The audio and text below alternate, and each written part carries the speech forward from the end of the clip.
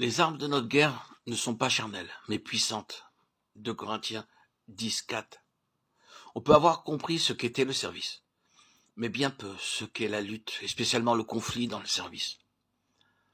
La guerre que nous expérimentons jusqu'à maintenant consiste le plus souvent à résister dans nos tentations et à remporter la victoire sur le péché. Mais avec les lumières qui nous sont données, cette question de victoire personnelle doit être une question réglée par tous ceux qui sont au service de Dieu.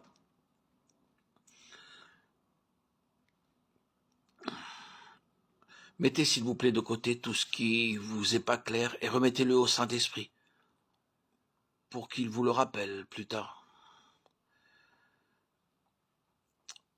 Le Saint-Esprit me donne le pouvoir de le saisir. Cette parole me sauve la vie. Il est naturel que vous désiriez tout comprendre, mais il vaut mieux que vous ne saisissiez pas tout par votre intelligence et que vous laissiez le Seigneur y placer ce dont il pourra se servir plus tard.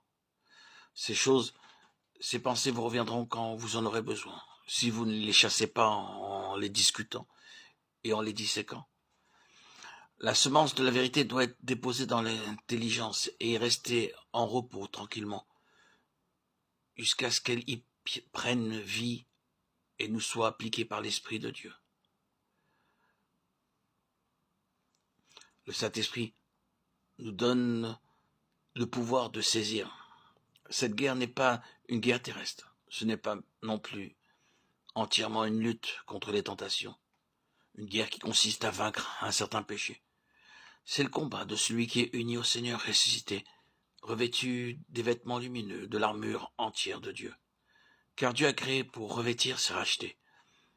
Un vêtement lumineux à travers lequel les dards enflammés du malin ne peuvent pas pénétrer. Et ces vêtements lumineux s'appellent l'armure de lumière.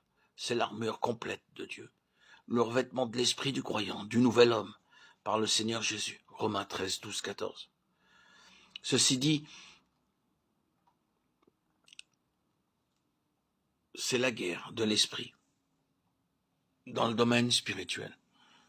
Ceux qui vivent encore de la vie de l'âme, c'est-à-dire qui sont encore ce que l'Écriture appelle hommes naturels, ne comprennent pas cela. Vous leur parlez et ils ne comprennent pas votre langage. Il y a 2 sphères absolument séparées. La vie victorieuse vécue sur terre et la guerre victorieuse dans la sphère invisible. Celle qui unit au vainqueur et dans sa victoire remporte la victoire sur les forces invisibles des puissances des ténèbres. L'Esprit de Dieu est à l'œuvre dans l'Église pour amener le corps de Christ. Je veux dire expérimentalement, car il est déjà de fait dans la sphère céleste, la sphère que Paul connaissait et où il vivait. Nous avons si peu réalisé ceci que nous y sommes comme des étrangers, ne connaissant ni bornes, ni frontières, et par conséquent, ignorant le chemin.